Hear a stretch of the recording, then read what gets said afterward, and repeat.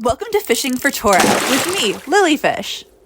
This week with special guest Leah.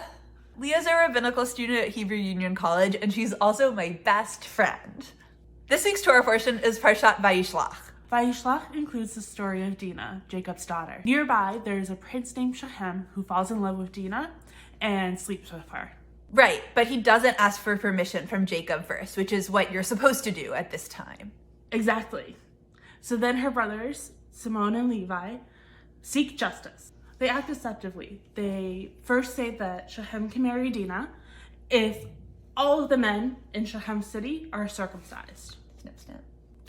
But then, while all the men are healing, Simon and Levi go in and they kill all of the men and take all of goods and treasures that the people have.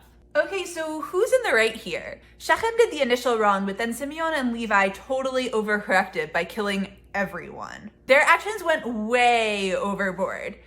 There's no way that's justice either. Right. No one's really in the right, but we can certainly understand and sympathize with Simon and Levi in that their family and their sister has been harmed. But the punishment certainly didn't fit the crime. When we or our loved ones have been hurt, it is easy to fall into the mode of seeking revenge. And when that happens, we can try and do anything to get payback. But it's important that we don't fall into the cycle of increasing violence. Yeah, and this story really challenges us to think about how we react to injustice. And that's really true when we think about what's happening in Israel and Palestine right now and the cycles of violence that are inherent in that conflict. It begs the question, can we find a balance between seeking justice and preventing overreaction? And by doing so, how can we avoid this perpetuation of harm in this cycle of violence that just keeps going and going and going? It's not easy to answer what is justice when our emotions are so charged and when everything is so complicated. But just as our sages teach us, just because it's not easy doesn't mean that we're free to desist from the pursuit of justice.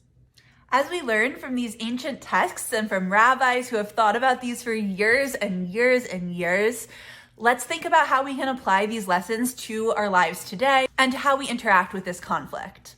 My wish is that we can strive for understanding and peaceful resolutions, even in these extremely challenging circumstances. Shabbat Shalom, and tune in next week for more Fishing for Torah.